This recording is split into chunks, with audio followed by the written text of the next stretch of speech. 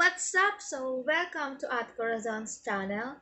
I'm Cindy E. De Los Santos and I'm going to present to you about cyberbullying. So first, let us know what is cyberbullying. Cyberbullying. The use of electronic communication to bully a person, typically by sending messages of an intimidating or threatening nature. Cyberbullying is bullying that takes place over digital devices like cell phones, computers, and tablets. It also can occur through SMS, text and apps, or online and social media, forums, or games where people can view, participate in, or share content. Cyberbullying is one of the most frequent questions we are asked because many know what it is when it happens, but have trouble wrapping succinct descriptive words around it. Formally, we define it as willful and repeated harm inflicted through the use of computers, cell phones, and other electronic devices. Types of cyberbullying or cyberbullying tactics. Number 1. Gossip. Posting or sending cruel gossip to damage a person's reputation and relationship with others. Dito, pag sinabi natin gossip, di ba, chismosa. So, hindi lang sa personal o hindi lang kapitbahay natin ng mga chismosa. Meron din yan sa social media. Marami rin ganyan sa social media. Next is exclusion. Deliberately excluding someone from an online group impersonation, breaking into someone's online account and sending messages or making posts that will cause embarrassment or damage to the person's reputation and affect his or her relationships with others. For example, yung mga kaibigan mo, ganyan, yung mga peke mong kaibigan. Hihiramin ng phone mo, tapos tapos kung sino-sino yung mga i-chat, or nagpo-post ng mga nakakayang bagay para mapahiya ka. Ganon. Next is harassment. Repeatedly posting or sending offensive, rude, and insulting messages or posts. Ito yung kadalasan nangyayari din. Example na lang sa Facebook. Kunyari ganyan, pangit ka, nag-upload ka ng picture mo. May manasabi sila na, ay, ang pangit niyan. Ganyan, ang taba niya. Ganon. Next is cyberstalking. Posting or sending unwanted or intimidating messages which may include threats.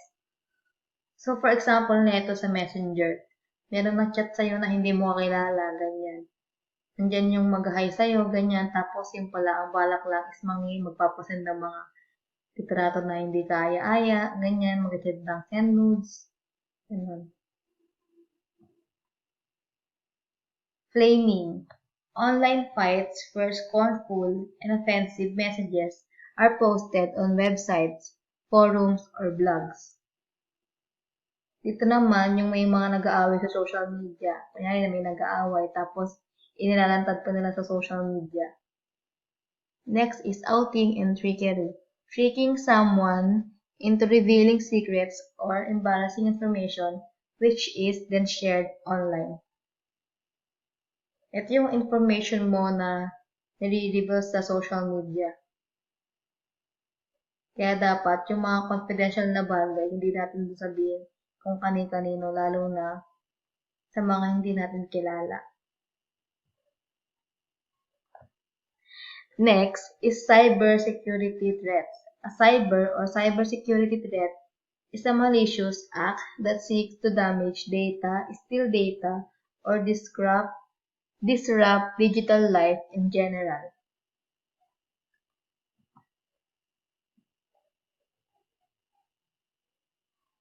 Here are the current top 5 cyber threats that you should be aware of. First is malware, phishing, data leakage, hacking, and spam. First is ransomware and malware, more constantly than data breaches.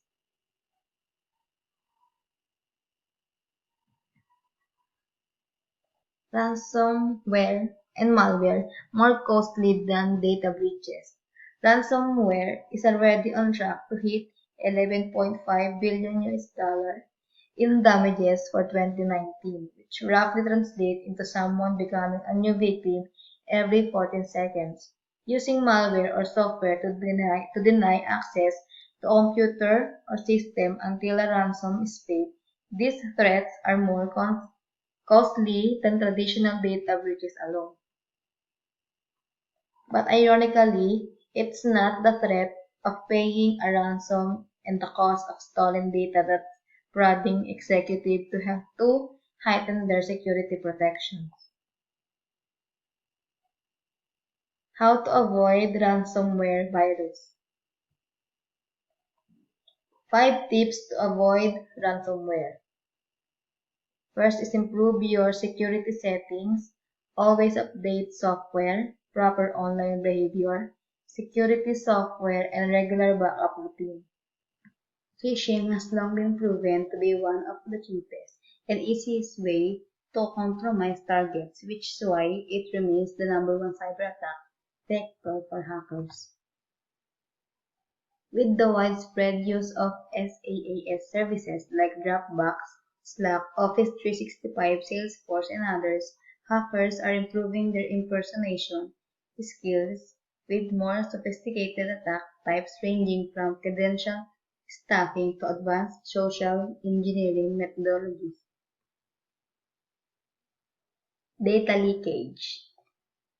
Data leakage is the unauthorized transmission of data from within an organization to an external destination or recipient. Data leakage threat Data leakage threats usually occur via the web and email but can also occur via mobile data storage devices such as optical media, USB keys, and laptops. Hacking Hacking is an attempt to exploit a computer system or private network inside a computer. Simply put, it is the unauthorized access to or control over computer network security systems for some illicit purpose. There are 3 types of hackers: black hat, white hat, and gray hat. Black hat hackers are normally responsible for creating malware, which is frequently used to infiltrate computerized networks and systems. They are usually motivated by personal or financial gain, but can also participate in espionage, protest, or merely enjoy the thrill. White hat, also known as ethical hackers. They're often employed or contracted by companies and governmental entities working as security specialists looking for vulnerabilities.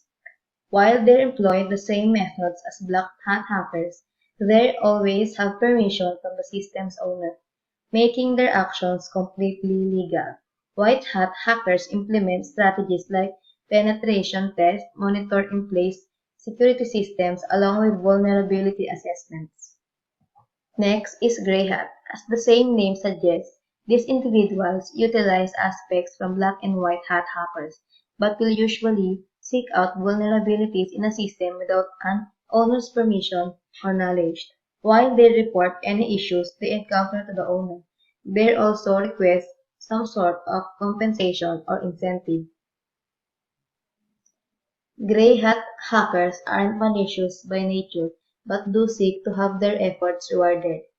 Since gray hat hackers don't have permission to access the system by its owner, their actions are ultimately considered illegal, despite any alarming findings they might reveal. Next is spam. Spam is the electronic equivalent of the junk mail that arrives on your doormat or in your post box. However, spam is more than just annoying. It can be dangerous, especially if it's part of phishing scam. Spam emails are sent out in mass quantities by scammers and cybercriminals that are looking to do one or more of the following: make money from the small percentage or recipients that actually respond to the message. Run phishing scams in order to obtain passwords, credit card numbers, bank account details, and more. Spread malicious code onto recipients' computers. These are the effects of cyberbullying: hurt feelings, sadness, anxiety, depression, anger, shame, fear, frustration, low self-esteem, trust issues, poor academic performance, suicide, and bullying others. How to prevent cyberbullying? Encourage your students to block all communications with cyberbullies. Do not forward any message, comments, etc. that involve cyberbullying. Always report any cyberbullying taking place to an adult. Educate your students about the damages of cyberbullying. How to prevent cyberbullying continue. Encourage parents to get involved in their child's cyberspace. Open an account wherever your child has an account. Know all your child's passwords in order to have access to all your child's accounts. Check in weekly on your child's Facebook page or other social media pages. Thank you, and that's all.